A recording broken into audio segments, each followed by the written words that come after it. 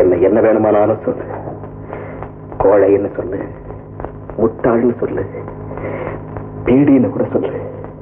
ஆனா தாய், தந்தை, தங்கை எல்லாத்தையும் விட உங்ககிட்ட ஒரு பாசம் வச்சிருக்கேன் பாரு, நட்பு. அந்த நட்புல மட்டும் குறை கண்டுபிடிக்காத. நட்பு நல்ல கட்டி. நட்பை பத்தி உனக்கு என்ன தெரியும்?